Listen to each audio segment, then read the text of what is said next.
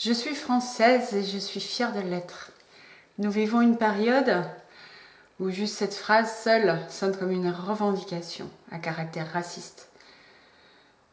Le français est forcément un facho. Et ça me met en colère. Oui, il est vrai que le français n'est pas une race, bien sûr que non.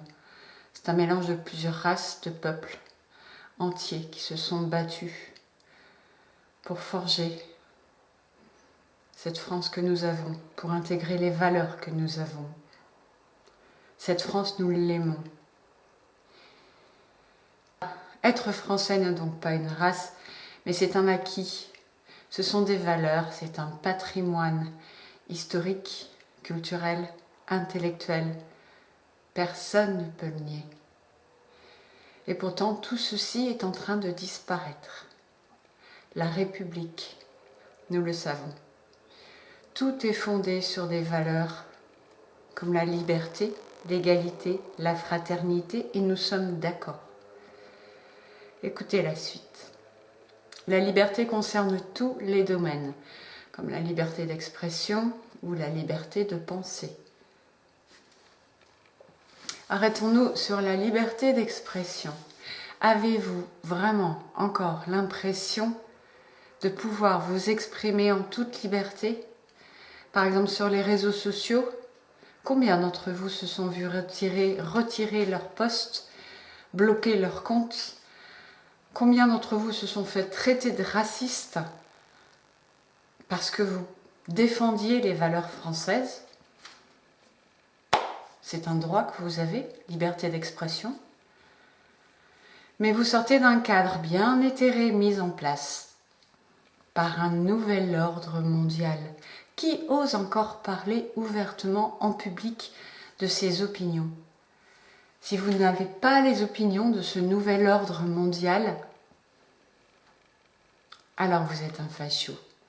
Le ministère de l'Intérieur va bientôt faire en sorte que tous les appels, tous vos enregistrements téléphoniques seront enregistrés. WhatsApp est surveillé. Twitter est surveillé. Facebook est surveillé. Tous les médias sociaux sont contrôlés. Les forums sont surveillés. Voici ce qu'il en est de la liberté d'expression. Pour ce qui est de l'égalité, le suffrage universel, tout le monde la respecte. Toutes les ethnies, toutes les religions la respectent, excepté la religion musulmane. Cette religion ne respecte aucune valeur, excepté la leur. Voyons par exemple l'égalité homme-femme. Ils ne respectent pas la loi. Mais qui s'en soucie, n'est-ce pas? Nous voyons des femmes tous les jours, dans nos rues, dans nos magasins, dans notre vie, des femmes voilées sous des tonnes de voiles noirs, afin de cacher leur féminité, ou peut-être même de cacher leur existence. Elles vous diront que c'est écrit dans le Coran. Ce n'est pas vrai. Ce qu'il faut savoir, c'est que pour les musulmans, la femme ne peut être égale à l'homme puisqu'elle n'est pas comparable. Une femme n'est absolument pas sur le même palier que l'homme. Vous insultez un musulman si vous dites que la femelle est égale à l'homme. Ainsi, exposer leurs femmes habillées de telle sorte, preuve de soumission, de non-liberté, de non-égalité, c'est tout simplement illégal. C'est ensuite un non-respect des valeurs françaises, le pays qui les reçoit, le pays qui les nourrit, le pays qui les héberge. Personne ne s'en soucie. Vous souriez tous, vous êtes aimables, vous acceptez cette non-égalité, cette soumission, cette non-existence. Vous jouez le jeu de la perte des valeurs françaises. Et vous êtes dans l'illégalité, messieurs, dames. Les personnes étrangères venant vivre en France ne sont en aucun cas obligées d'adhérer aux valeurs du pays qui les héberge. Ils ne doivent qu'obéir aux lois.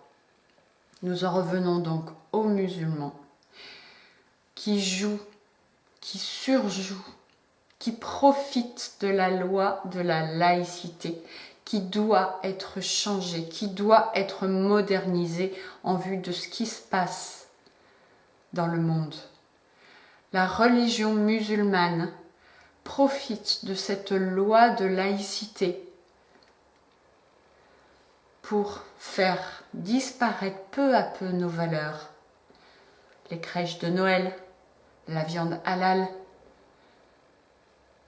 l'apprentissage de l'arabe à l'école, en première section. Est-ce tout à fait légitime alors que chaque habitant de la France se doit de parler le français? Le musulman ne respecte pas nos valeurs. Par contre, il fait passer peu à peu, au nom de cette laïcité, ses propres valeurs. Nous sommes en train de faire remplacer les valeurs françaises par les valeurs musulmanes. Pourquoi musulmanes? Parce que c'est la seule religion qui essaye d'écraser les autres religions. Ça n'est pas du raciste, c'est juste la réalité. Connaissez-vous une autre religion qui ne respecte pas les valeurs du pays dans lequel ils sont installés? Non.